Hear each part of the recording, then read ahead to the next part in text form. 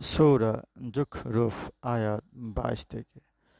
বরং ওরা বলে, আমরা তো তোমাদের পূর্বপুরুষদের এক মতাদর্শ পেয়েছি এবং আমরা তাদেরই অনুসরণ করছি। এভাবে তোমার পূর্বে কোনো জনপদে যখনই কোনো নবী প্রেরণ করেছি, তখন তথাকার বিত্তশালীরা বলতো, আমরা তো আমাদের পূর্বপুরুষদের এক মতাদর্শ পেয়েছি এবং আমরা তাদেরই পদাঙ্ক অনুসরণ করছি।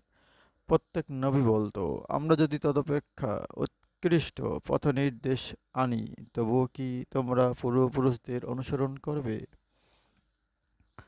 তারা বলতো, তোমরা যা নিয়ে এসেছো আমরা তা মানি না। অতঃপর আমি ওদের কর্মের প্রতিফল দিলাম। দেখো মিথ্যাচারীদের পরিণাম কি হয়েছে। স্মরণ করো, ইব্রাহিম তাঁর পিতা এবং কাউমকে বলেছিল, আমি তা থেকে মুক্ত, তোমরা যাদের পূজা করো। তবে যিনি আমাকে সৃষ্টি করেছেন তিনি সৎপথে পরিচালিত করবেন। এই ঘোষণাকে সে চিরন্তন বাণী তার পরবর্তীদের জন্য রেখে গিয়েছে, যাতে ওরা সৎপথে আসে। বস্তুত আমি ওদের এবং ওদের পূর্ব পুরুষদের পার্থিব ভোগের সুযোগ দিয়েছিলাম, যতক্ষণ না সত্য ও স্পষ্ট প্রচারক রাসূল এলো। যখন ওদের কাছে সত্য এলো, তখন ওরা বলল, এ তো জাদু এবং আমরা এ মানি না। এবং এরা বলে, কোরআন কেন অবতীর্ণ হলো না উভয় জনপদের কোনো প্রতিপত্তিশালী ব্যক্তির ওপর? এরা কি রবের অনুগ্রহ বন্টন করে? আমি ওদের মধ্যে জীবিকা বন্টন করি ওদের পার্থিব জীবনে এবং একে অপরের উপর মর্যাদায় উন্নত করি, যাতে একে অপরের দ্বারা কাজ করিয়ে নিতে পারে। এবং ওরা যা জমা করে তা হতে তোমার রবের অনুগ্রহ উৎকৃষ্টতর।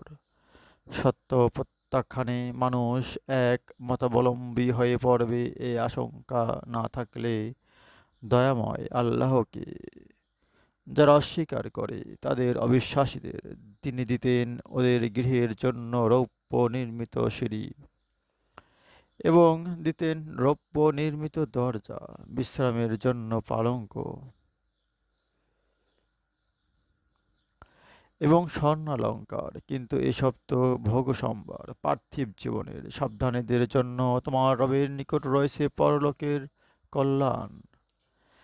যে ব্যক্তি দয়াময়ের স্মরণে বিমুখ হয়, তার জন্য এক শয়তানকে নিয়োজিত করেন, অতঃপর সে হয় তার সঙ্গী। শয়তানেরাই মানুষকে সৎ পথ হতে বিরত রাখে, অথচ মানুষ মনে করে তারা সৎ পথে পরিচালিত হচ্ছে। যখন সে আমার নিকট আসবে, তখন সে শয়তানকে বলবে, হায় আমার ও তোমার মধ্যে যদি পূর্ব ও পশ্চিমের ব্যবধান থাকতো, কত নিকৃষ্ট সঙ্গী সে। তোমরা পাপাচার করেছিলে, আজ তোমাদের এই অনুতাপ কাজে আসবে না। এখন একত্রে শাস্তি ভোগ করো। তুমি কি বধিরকে শোনাতে পারবে, বা যে অন্ধ এবং যে স্পষ্ট বিভ্রান্তিতে আছে তাকে সৎ পথে পরিচালিত করতে? যদি তোমার মৃত্যু ঘটাই, তবুও আমি ওদের শাস্তি দেব। আমি ওদের যে শাস্তির ওয়াদা করেছি তোমাকে তা দেখাবো। ওদের উপর আমার ক্ষমতা রয়েছে। সুতরাং তোমার প্রতি প্রাপ্ত ওহী তুমি দৃঢ়ভাবে অনু সুতরাং তোমার প্রতি প্রাপ্ত ওহী তুমি দৃঢ়ভাবে অবলম্বন করো। তুমি তো সরল পথেই রয়েছ এবং উহা তো তোমার এবং তোমার সম্প্রদায়ের জন্য সম্মানের বস্তু। তোমরা এ বিষয়ে জিজ্ঞাসিত হবে।